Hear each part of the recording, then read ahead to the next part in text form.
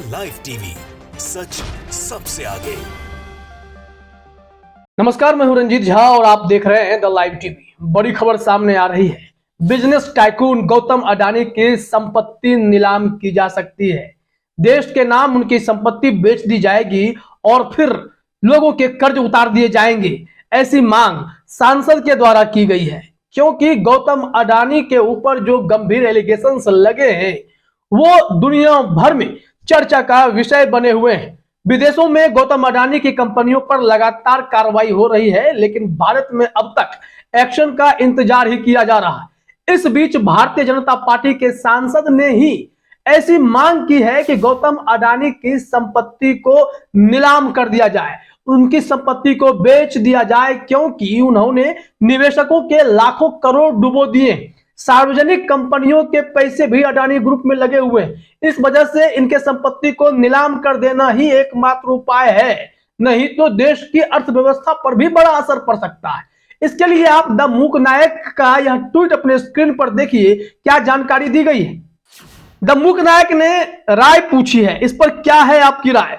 Senior BJP नेता सुब्रमण्यम स्वामी ने दी PM Modi को सलाह, अडानी एंड कंपनी की संपत्तियों का राष्ट्रीयकरण कर इन्हें नीलाम करें। यह देखिए, इसमें कहा गया है कि सीनियर बीजेपी नेता सुब्रमण्यम स्वामी ने दी प्रधानमंत्री मोदी को सलाह, अडानी एंड कंपनियों की संपत्ति का राष्ट्रीयकरण कर इन्हें नीलाम करें। इसकी नीलामी हो जरूरी है और जितने भी कर्ज हैं वो सब कर्ज उतारे जाएं। 80,000 करोड़ रुपए से अधिक का कर्ज अडानी ग्रुप पर है।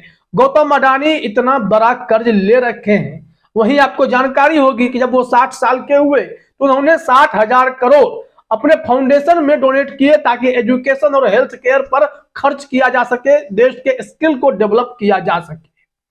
80,000 करोड़ का लोन लेने वाले 60,000 करोड़ उसमें डालते हैं, फिर कर्ज क्यों नहीं चुकाते हैं?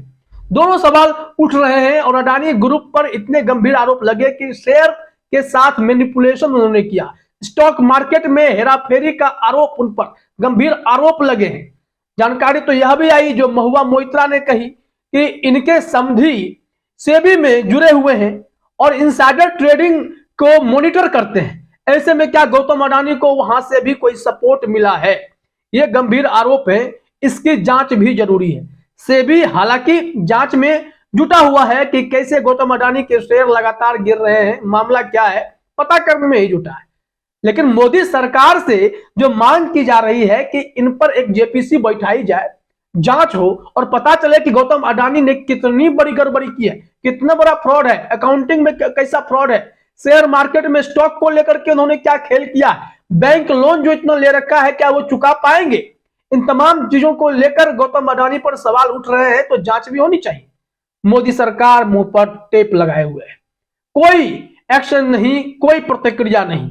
हालांकि स्वायत्त संस्थाएं अपने काम में लगी हैं। आरबीआई ने बैंकों से लोन डिटेल मांग लिया, अडानी को कितना दिए, सेबी शेयर को मॉनिटर करने में लगी है, लेकिन एक्शन के नाम पर अभी भी सरकार की तरफ से कोई ठोस कार्रवाई दिखाई नहीं पड़ती है। इस संबंध में हम आपको सुब्रमण्यम स्वामी का वह ट्वीट भी दिखाते हैं कि उन्होंने क्या कुछ कहा है।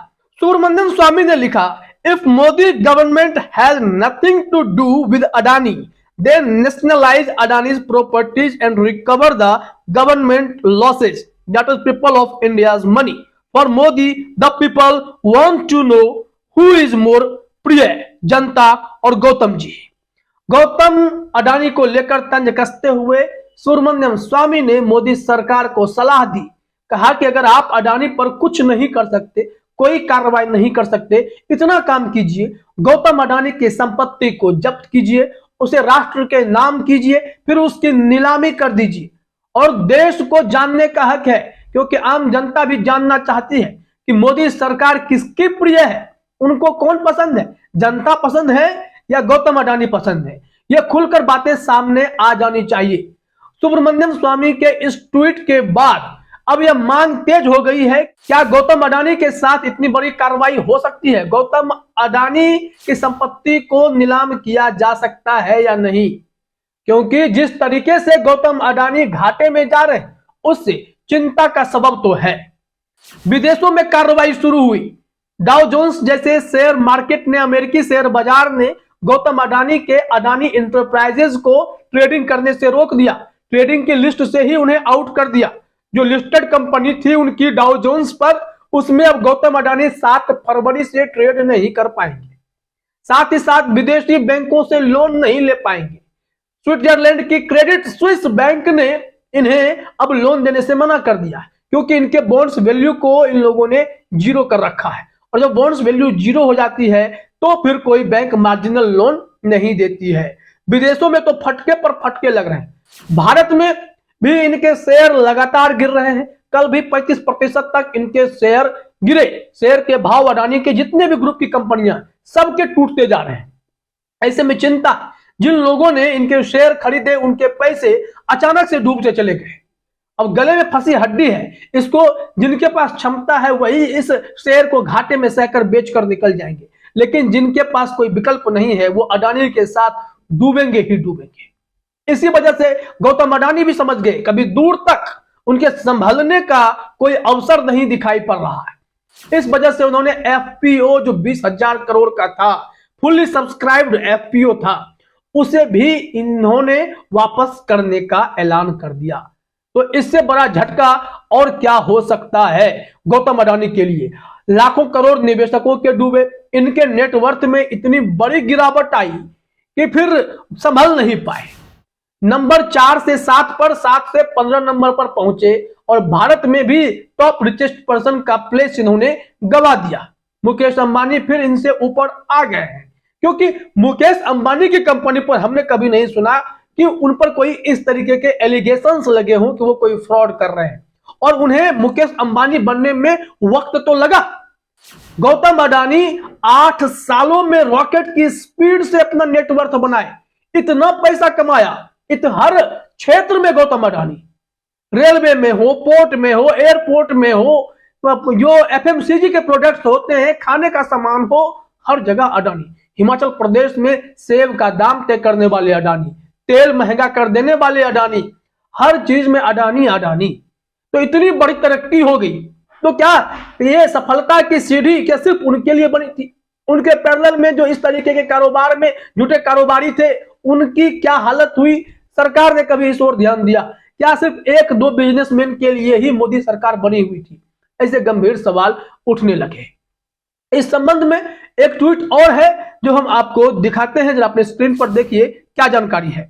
अमरू 1967, इन्होंने मीना कोतवाल का जो द मुकनायक से जुड़ी हुई है उनके ही ट्वीट को शेयर करते हुए लिखा है, ये एक बाहुबली बीजेपी नेता सुब्रमण्यम स्वामी जी हैं जो सच्ची सलाह देते हैं, मगर हमारे प्रधानमंत्री नरेंद्र मोदी जी इनका मानते ही नहीं, क्योंकि अडानी हमारे प्रधानमंत्री जी का 20 साल पुराना दोस्त जो है। तो क्या दोस्ती के चलते गौतम अडानी पर मोदी सरकार खामोश है? कोई और बड़ी कार्रवाई हो सकती थी, अब तक जांच एजेंसियां इनके कंपनी पर लग सकती थी, गौतम अडानी के कारनामों की पोल क्या भारत में खुल सकती थी? नहीं तो अब तक हिंडनबर्ग जैसी research firm, short selling firm ने जो जानकारी इकट्ठा करके दी है उस पर तो जांच तो होने ही चाहिए थे। दूसरी सरकार होती तो अब तक ऐसी कंपनियों पर शिकंजा कस दिया गया होता। विदेशों ने तो अपनी चेतना जगाई, उस रिसर्च फर्म की रिपोर्ट पर भरोसा किया, गौतम अडानी पर शिकंजा कसा। भारत में अब तक इंतजार किया जा रहा है, क्या संपत्ति नीलाम करना ही एकमात्र उपाय है और मोदी सरकार ऐसा कुछ करने वाली है? इसके लिए तो थोड़ा इंतजार करना पड़ेगा। हाल फिलहाल में खबर यह भी आई कि सुप्रीम कोर्ट ने गौतम अडानी के टैंक को तोड़ने का आदेश दिया जिसमें तेल भरा हुआ है। एनजीटी के ऑर्डर पर उन्होंने मुहर लगाई है सुप्रीम कोर्ट ने कि हाँ, ये गलत तरीके से इन्होंने चेन्नई में बहुत बड़ा तेल टैंकर बना लिया है, पाइपलाइन खड़ा कर दिया है, इसे ध्वस्त कीजिए। तो अब इनके कंपनी पर भी आंच आने लगी है और दुनिया भर में गौतम अडानी के कारोबार को लेकर बड़े सवाल खड़े हो गए हैं। अर्थव्यवस्था पर आफत आने जैसी स्थिति दिखाई पड़ती है। फिलहाल इस वीडियो में इतना ही। आप सभी का हमसे जुड़ने के लिए बहुत बहुत धन्यवाद। द लाइव टीवी, सच सबसे आगे।